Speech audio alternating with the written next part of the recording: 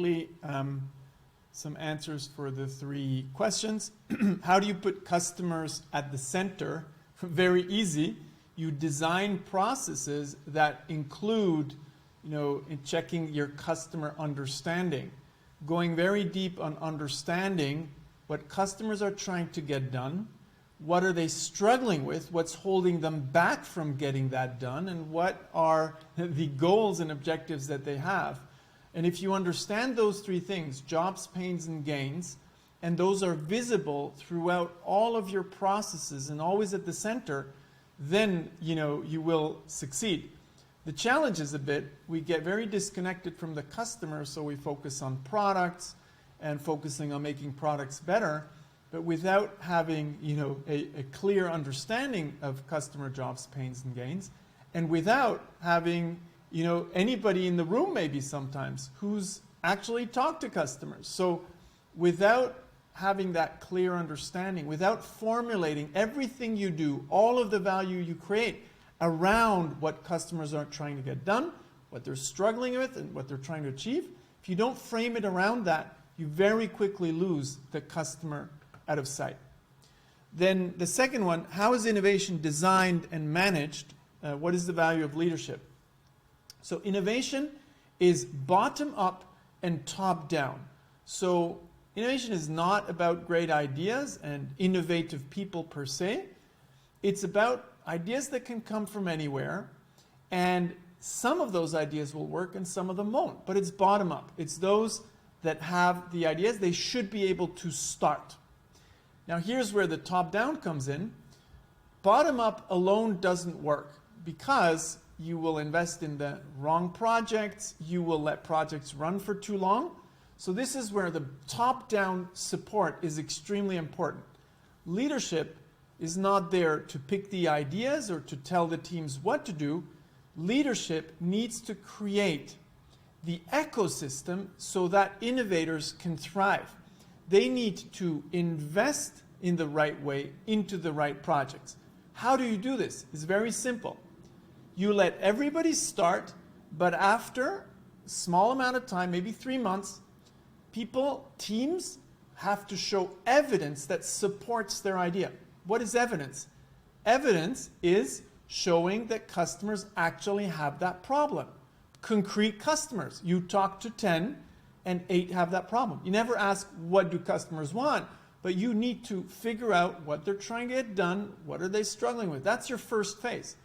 Once you can prove that, once you have evidence as a team, your leadership should give you more resources to go to the next phase. Now that you understand the customer, can you create a solution that works? And again, you test that. Can you show evidence that that works? You go to the next phase. So of 10 teams that start, maybe only 1 or 2 will make it to the end. And it should be okay to have a very high, I like to call this kill rate, to kill projects that do not have evidence. And that's very hard in most organizations today because nobody wants to look bad, and when you fail, it's career suicide. But when you have the right processes for exploration in place, which are different from the processes of exploitation, then things work. And only leadership, top down, can put that ecosystem with the right processes, mindset, culture, and metrics in place. Then the last one, what advice do you give to Italian companies in this particular historical period? Well, I would really emphasize that you can be afraid of innovation and global competition and the technologies that are hitting us, like artificial intelligence or generative AI, but you can also see it as an opportunity. And here is where you need to put in place organizational structures to embrace innovation.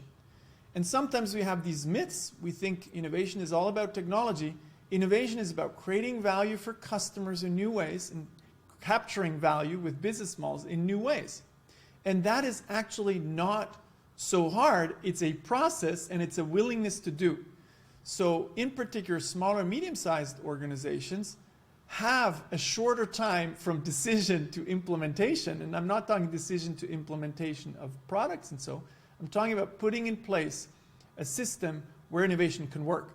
So this today is an opportunity, And I believe it's a better even opportunity for smaller organizations because they're more agile, they're speedier. You don't need a lot of resources to do innovation in the first phase. It's actually wrong when you have too much money. You're very likely to build something nobody wants. So what I really advise Italian companies is to see innovation as an opportunity, to not be afraid of it, embrace innovation as a new way to grow and become resilient. We now know how to do it. It's not about the creative genius. It's not about technology. You can use technology. It could be off-the-shelf technology.